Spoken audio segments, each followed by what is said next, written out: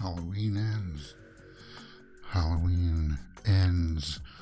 Welcome to Mirror Domains Movie News, your place for horror movie news, and we're doing the weekly roundup. We'll start off with Halloween Ends.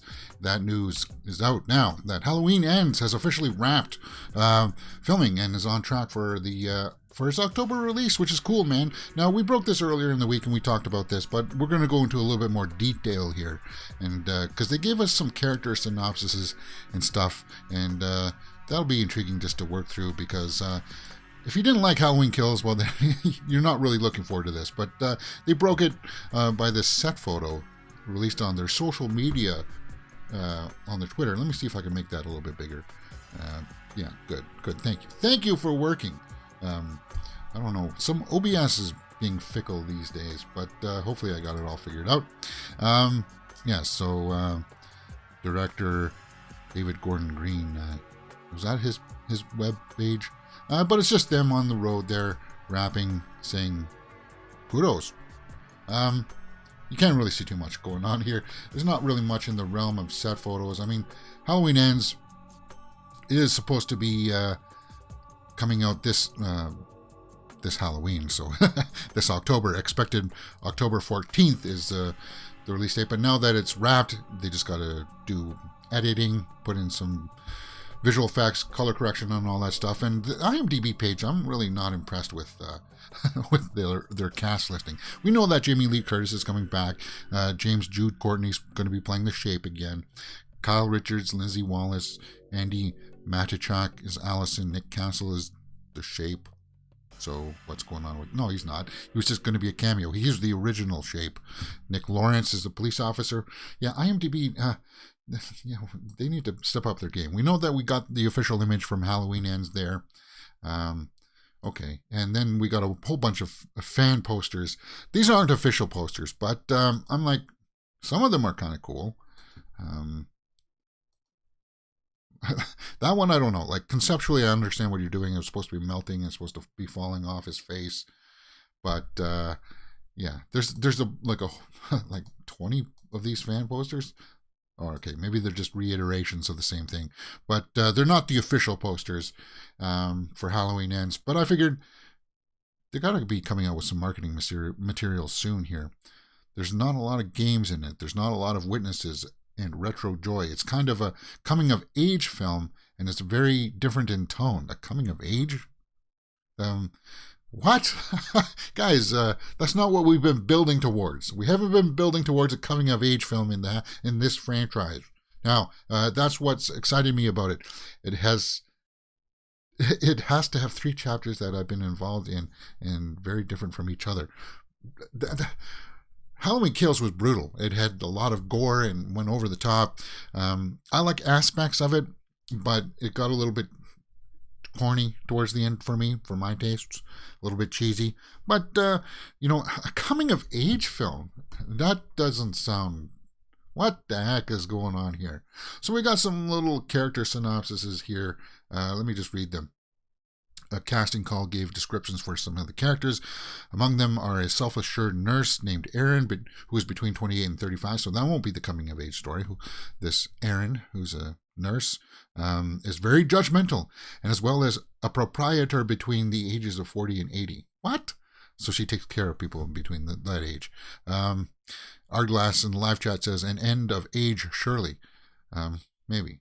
Other roles of the film are Scott, Donna, Mr. Mead, and Mrs. Mead. Per the breakdown, Scott is a male between the ages of 52 and 57. That's not coming of age either. He's a straight shooter. Donna is 55 to 65, who is Timothy's overbearing, critical mother. Mr. and Mrs. Mead are parents to Noah, who is a nice kid, but is the ability to switch to a jerk on a dime. Oh yeah, that sounds like what the heck is going on with this cast? It's a weird mix. They're a middle suburban class family, with the father being described as tough as nails, and the mother said to showcase emotion. Okay, so why are you introducing all these other characters when it's supposed to be the climax of a trilogy? When they set it up at the end of the Halloween Kills, it was going to be Jamie Lee Curtis, Laurie Strode going after Michael. That's what they were going to set up. But now apparently this takes years down the road. Other roles are being cast for Brandon, young Johnny, and Veronica. Brandon is a male between ages of 40 and 60. That doesn't sound like coming of age. A young male? Wait, a male, okay. Young Johnny. He is a large man in weight and sense of authority and is a son to be a disappointment. And finds his son to be a disappointment. Young Johnny is a male between 6 and 10, who has long hair, gap between his teeth. Why would you be so... You're so focused in on something, on like the gap between somebody's teeth. Why would you care about that? The character is described as having dark eyes between and being a bit small. Veronica is the last of the trio, being between the ages of 40 and 45, and his strong-willed protective wife who is broken by the reminders of tragedy. So it sounds like he's going to be wreaking havoc on these people, and then somewhere Laurie Strode will come in the third act. Guys, this just sounds weird. I thought it was going to be primarily just Laurie going after them. Those character synopses.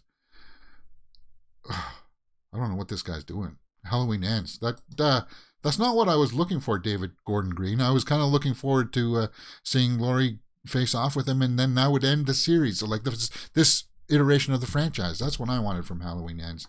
Not the popularity is going down. Well, after that synopsis, yeah. Anyway, guys, you're watching Mirror Domain's Horror Movie News Show Weekly, and we will go through some headlines here today. Meg 2 is wrapped. Evil Dead Rises has got a picture lock. It's a new Evil Dead movie that's coming out. There's a trailer out for Prototype. We'll take a look at that. The Lake has a trailer out. We'll take a look at that too. These are just new horror trailers that dropped this week. The Munsters is going to be PG, and we got our first look at Cassandra Peterson, who played Elvira. She's going to be in this movie. Cool. Talking about other cool things. Pennywise, there's going to be a documentary coming out about both iterations by the sounds of it. We'll take a look at that. Predator Prey, a little bit, I just want to reiterate that again because it's trending. And then there's something called Werewolf by Night, going to be directed by Michael Giacchino, the music producer. Okay. And then somebody wrote an interesting article for a possibility of They Live Too that we'll look out. And if you're in the live chat, guys, I'll always interact with you in the live chat. This is a live show weekly, Saturday, 12 p.m. Eastern. And I encourage you to come join us. We watch trailers here, and don't worry about the copyright claims. I'll take responsibility for that. And if you're watching us afterwards, you can just find all of these topics linked in time codes in the description and comments below. All right. And hopefully my intro won't be as... don't worry, you won't see that once this goes up because it'll get edited and chopped out. OBS, I'm going to have to, I go through it, but to make sure that everything's working, but everything should have been working exactly the way that it was set up to, but for some reason it let me down. Well, let's move on to some horror movie headlines here. Artglass says, with Halloween Kills, there's going to be a passing of the baton to the next killer. Well, I don't know about that. You think of Halloween, you think Michael Myers, so somebody will take up the mantle of Myers with the mask? That could be, maybe. All right. Meg 2 has got a release date. A summertime 2023. 2023. Wow. Whew. Wow, I'm rough today. Okay. August 4th, 2023 is when Meg 2 The Trench will come. Let's see what Collider, Ben Wheatley, the director, said. I usually go with my gut. So if something comes across from my agent and I like it, then I just go for it. So this came up and I just went, oh Christ, Meg 2, I'll do that. That's brilliant. Brilliant. That's not a word that I would associate with Meg. But speaking with comicbook.com, Wheatley said he was also interested in the project because it's an opportunity to do action such on an insanely large scale that is just unbelievable. Well, of course. But he did Free Fire, it sounds by what this article is saying, and they're just doing storyboards for it and thinking, it just feels like a heavy responsibility for it to make sure that it kind of delivers to all the big shark fans out there. Well, that's the thing. I like the big sharks, but not when they're cheesy, like they were sort of like in Meg. Fuzz in the live chat says, "Hey man, how's your Saturday going? Hope all is well." All right, and that's all there is to talk about Meg 2. Just the release date, August 4th, 2023. Let's talk about Evil Dead Rises. That's what I wanted to talk about. Evil Dead Rise. That's by Lee Cronin. Now, it's going to be on a streaming service, guys. It's not going to be one of the things that comes out in the theaters, which bums me out because by the sounds of it, they got a picture lock and it's ready for post-production. And this was kind of... this is going to be classified under that indie franchise label that... it's not a big blockbuster or anything, but Lee Cronin took to his social media to say that he's got picture lock, and he's shared what looks to be Premiere Pro or something. Let me see if I can blow that up from his site. Yeah, that's a lot of stuff. That's a lot of layers. That's a lot of layers. This is why I hate. Like, I understand the editing process, and I used to edit all the time. Now I don't, because I like to do it live, and I like to, not waste my time during the day just editing and chopping things up. But there we go. The Evil Dead Rise has got its picture locked, so hopefully soon. Now, this article over on Joe Blow Horror says that there's no official release date yet. It has not been announced, but that announcement is getting closer and closer. Okay. So we'll get there. It's a collaboration between Warner Bros. Live, New Line Cinema, and Ghost House Pictures. Evil Dead Rise will be released on HBO Max. And the log line synopsis reads, a road-weary Beth pays an overdue visit to her older sister Ellie, who is raising 3 kids on her own in a cramped LA apartment. And I heard, this takes place in an apartment and doesn't have anything to do with Ash or anything, I don't think. The sisters' reunion is cut short by the discovery of a mysterious book deep in the bowels of Ellie's building, the Necronomicon, Ex Mortis, giving rise to a flesh-possessing demons and thrusting Beth into a primal battle for survival as she faced with the most nightmarish version of her motherhood imaginable. So, it doesn't sound like it's going to have Ash in it, but it will be in that universe with Ash. It won't be that new reboot version. It'll be in that same universe, from what I understand. But instead of taking place in the woods, it's going to take place in an apartment building. Okay, that's fine.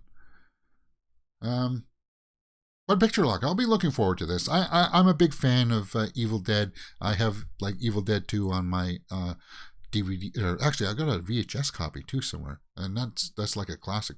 That'll be like a collector's item. But what do you guys think about that? Let me know in the comments below. Fuzz says, Turning Red felt a bit. Well, you know what? I don't watch kids movies, so I do, but only when my niece and the younger. I don't watch Turning Red. I'm like, why would I? And I don't mean that as a slight or an attack against kids movies. Hey, if you want to go see it, by all means, have at it. Let's talk about Prototype. Trailer. A malfunctioning android terrorizes a family in sci-fi horror film. Now, this is something that just caught my eye because you look at that image there and it's like, well, that's kind of creepy. Terrorizes a family in a sci-fi horror film. Okay, well, is there a synopsis here? In the near future, lifelike androids with artificial intelligence have been created to help people with menial household tasks. The Prototype 1, created by Roger Marshall and tested by his family, proves to be popular but flawed. Roger has been working on a new model to whose improved features show superhuman abilities. So it goes amok and starts killing the family, I'm guessing. What was that movie that just came out with Colin Farrell where they have After Yang, and they have like an android in that movie, but the android wants to be human-like. So it's kind of like the horror version of After Yang with Colin Farrell. Let's just watch this trailer, guys, and hopefully it doesn't let us down. They got the poster there too. Let's take a look at that quickly. I like that poster. That's a cool poster. Can't complain about that. Now then, let's just get into this little teaser. That's not much. It's not long, guys. I just got to make sure that I got my annotations off and that everything's working properly so that it goes smoothly. Official trailer for Prototype. May I present Prototype 2.0? A maid, a babysitter, an assistant.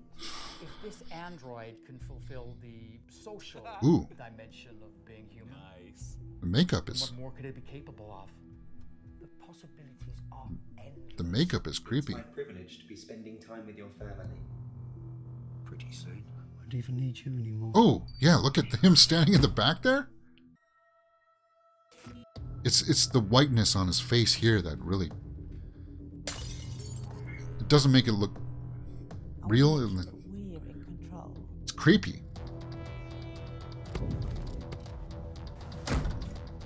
Ooh. So it's a little bit of lower budget, but I'm in control. it looks like they're pulling it off fairly well. Prototype. That's it? No blood? Nothing?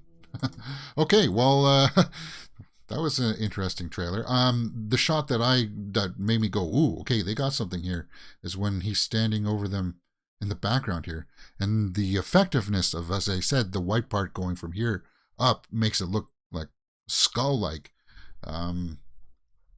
That's an interesting image. Interesting. I see a high kill rate in Prototype. Yeah. All right. What do you guys think about that little trailer? I felt like it seemed a little bit on the lower budget side, but I'm intrigued. I'm very intrigued. Let me know what you think about it in the comments below, and we'll talk about it. All right, let's move on. Now, this is something that came up just when I was looking at the end of the day for my topics. It's called The Darker the Lake, and it's a trailer that dropped this week, and I'm like, what's this all? What's this? When strange supernatural murders suddenly become the talk of a peaceful town, two detectives must solve a deadly game, but will the myth of this game reveal secrets too close to home? Okay, well, there's nobody huge in the cast that jumps out at me, but maybe I'll have to leave this cast list up, and hopefully this trailer gives us a little bit more insight into what it's all about, because I like the title of it. The title sounds cool. Okay.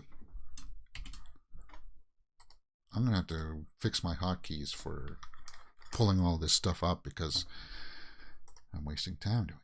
The Darker the Lake trailer. It says in this page, it's a creepy pasta horror.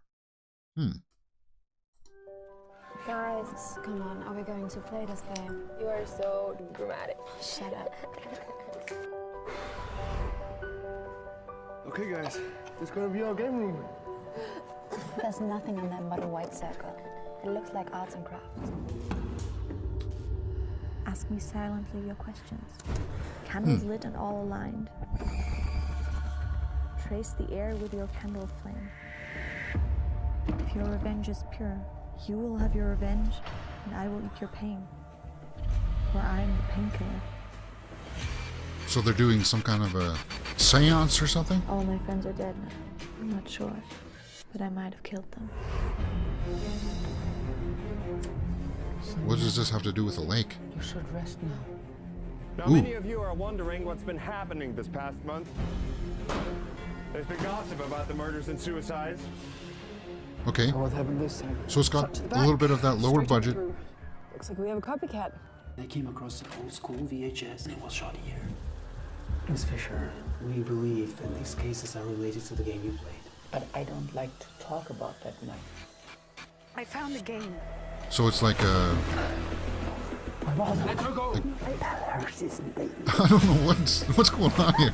When people play this game, they die. How many people have you played it with? We were kids then. Okay. One game. This is a horror. Possesses the town. darker the lake, the darker the lake. All right. That didn't wow me. That didn't make me go, oh God, I gotta check that out. Creepypasta horror. So what makes it creepypasta is that there's this game that you play and people end up dead around there. Okay. I thought that this would look cool, but I don't know. It gives me pause. It didn't wow me. It didn't wow me. The Darker the Lake trailer, guys, what did you think about that? Let me know in the comments below. I'm going to have to take a quick pause here, guys, because we got a situation in the live chat that I thought that I had remedied. But, you know, it is what it is. I have to ban somebody here.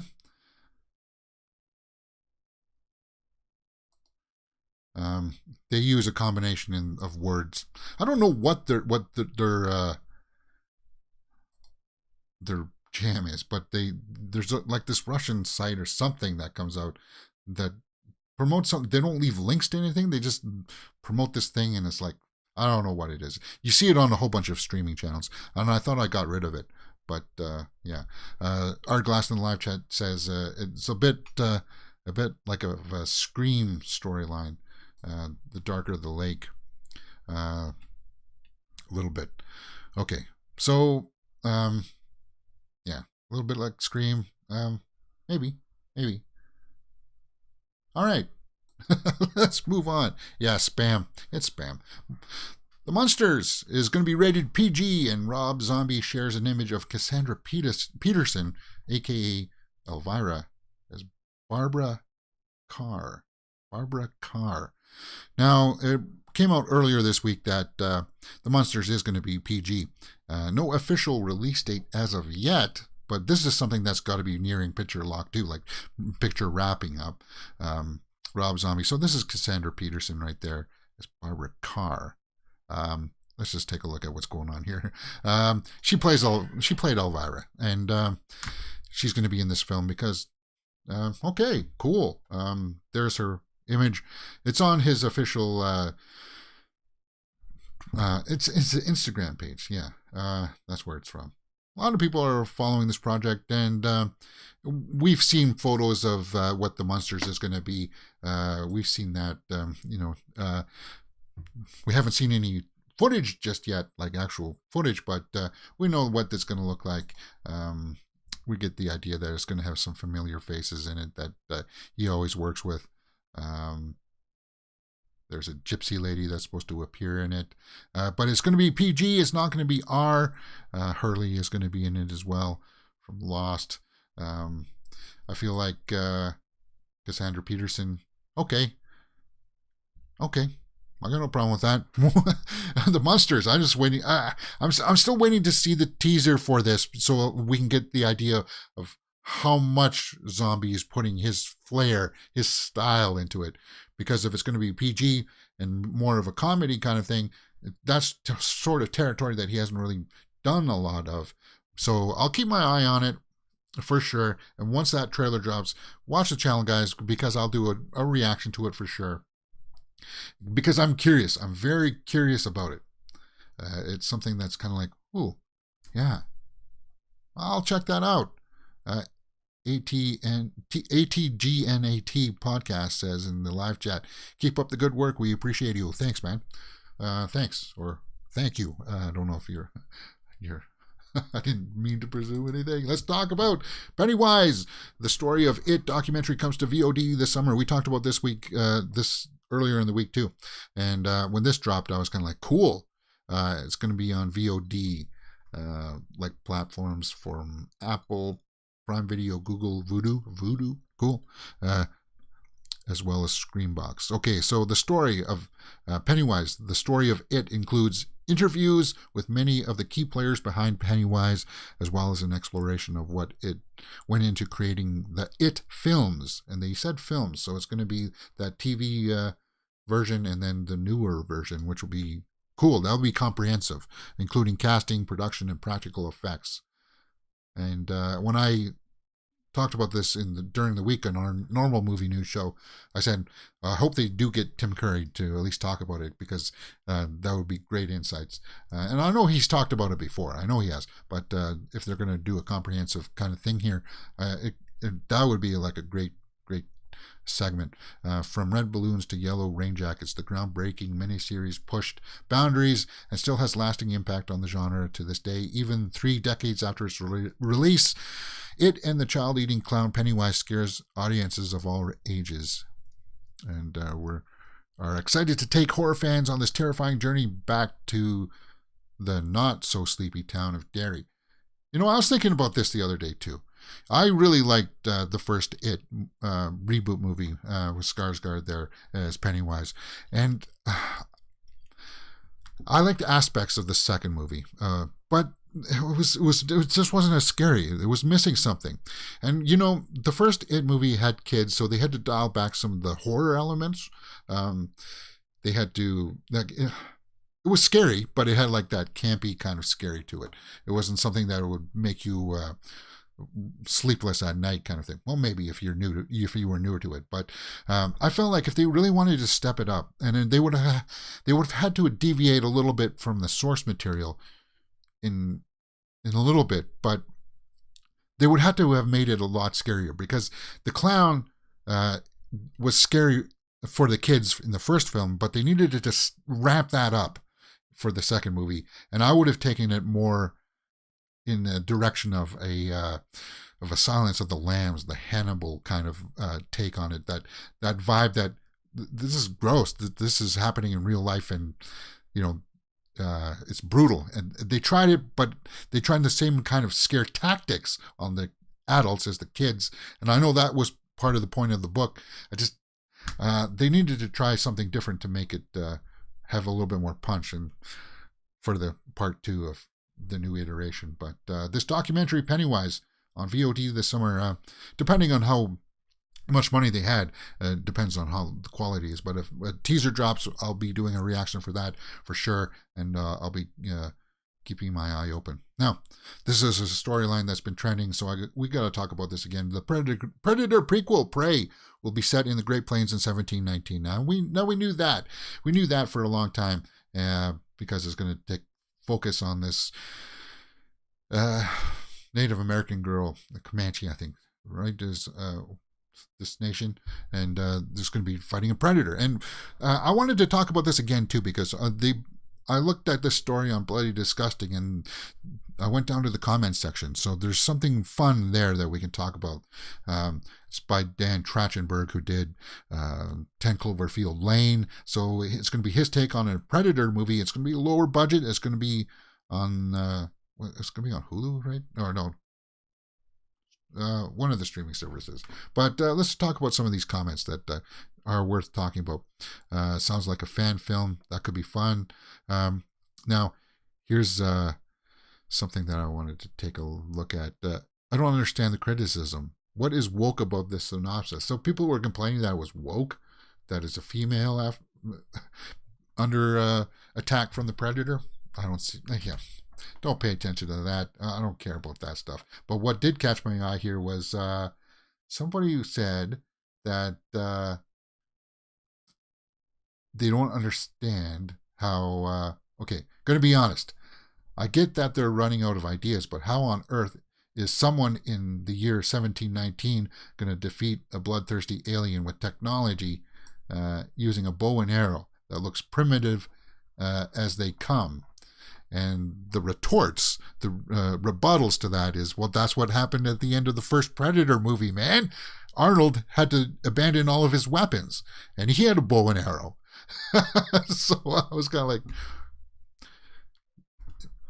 well, if as long as it's done well, and it's by the guy who did 10 Cloverfield Lane, so you know that the tension is going to be there. He's good at crafting that tension that will slowly build up, and hopefully that's what we'll get. And I'm excited to see any kind of footage from this. Hopefully we get it soon, because it's going to come out this year. And I just wanted to talk about those comments, because yeah, the fans were a little bit mixed as to understanding what exactly the franchise is about. And I found like, woke monster. Like, get out of here with that stuff. Don't bring that crap to me. I'll dismiss it immediately. Because it's nonsense. All right, but the Predator prequel, Prey. I'm looking forward to it. It's trending right now, so we had to talk about that again. Okay. Michael Giacchino is a music composer, and he's done stuff for like War of the Planet of the Apes. He's done a lot of stuff. He's going to be apparently directing that Marvel Halloween special for Disney Plus.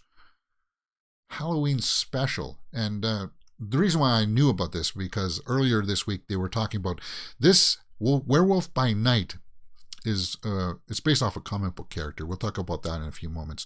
But this Werewolf by Night may be the first time that we actually get to see Mahershala Ali as Blade in a Halloween special. Just kind of like, this is weird, man. Werewolf by Night begins filming later this month with Gail Garcia Bernal. Let me, I don't know who that is. Let's search Google for that. Hopefully nothing salacious comes up. Okay, so this is a Guadalajara. He's from Guadalajara. He's going to be playing this werewolf character.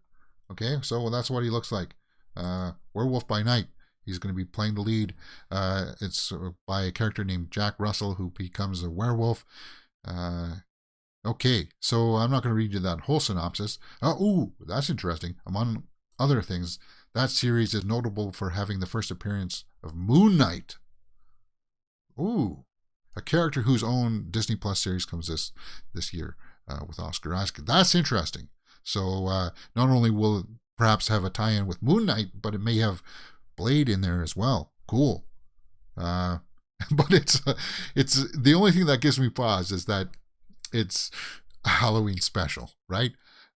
Because sometimes they take that the cheeky approach with those specials. They take it a little too on the nose. But he did the soundtracks for Spider-Man: Homecoming, Far From Home, No Way Home, Doctor Strange, Captain America: Winter Soldier, Civil War.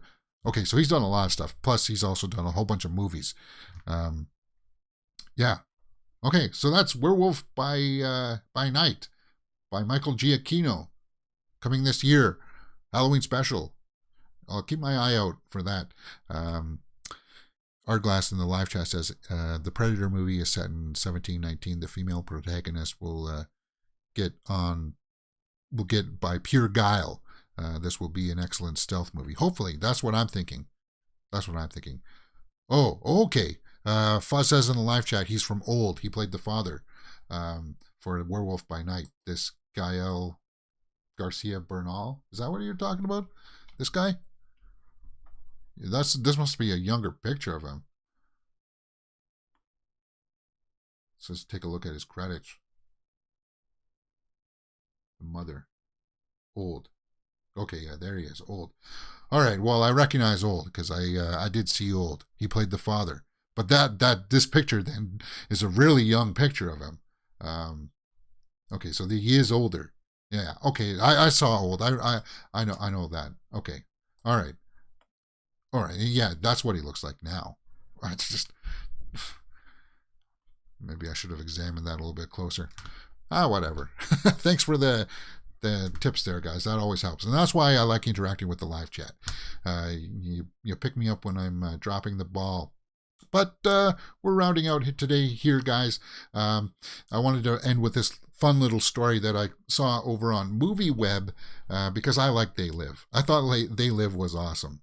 And in fact, I like this so much that later on today, for this week's retro trailer reaction, we're going to take a look at They Live trailer and look at some of the favorite scenes that I have there. We'll talk about that. That'll be up on the channel later today. A retro trailer reaction for They Live, starring Roddy Piper. It's about these aliens that come down and have taken hold of society, and they have disguises that you can only see if you put on these glasses to take a look at them. And it's cool, man. It was a really cool movie. It was on the lower budget side from John Carpenter, but he was a master at taking a smaller budget and just making these films that make you go, ooh, ooh. But this article over on MovieWeb talks about a possible sequel and what it could be. Could it be a reality? And I think it's ripe for a sequel. I think this They Live has so much. You couldn't carry on with the character because Roddy Piper is no longer with us. May he rest in peace. But you can definitely take the idea that, this alien society or has taken hold of our society and has infiltrated it so much that they're all over the place. The longest fight scene ever, yeah. And we're going to watch that in my retro trailer reaction. Well, we won't watch the whole fight, but I'll mention it. We'll talk about it because this fight scene was epic, and it's one of the standout things that of the movie is kind of like these two guys just continue to beat each other to a pulp. And the fact that it was mentioned that it was supposed to be like ad-libbed and such, they really wanted to go on it. But this article goes on to talk about some of the possibilities about a cinematic universe from They Live. And they could mine this idea so much and maybe have like throwbacks to that first movie. That would be cool. That would be cool. And that's an idea that they should greenlight and just have something going, because that could actually work and would be really cool to see with updated effects, for sure. For sure. But They Live, what year did that come out? 1988. And it's got a high score, 7.2. Like, people like it. People like it a lot. So go over and read that article on MovieWeb, because it's cool. And that's the way that it's been in the realm of horror movie news for the week. If I missed anything, guys, I apologize. It's always possible that something will come up during the week, and you'll be able to see that during the normal movie news show that we do 12 p.m. Eastern, Monday to Friday. This is just kind of like a roundup of everything that came out during the week. So if I missed something, I apologize. We'll catch up with it next week. And yeah, all right.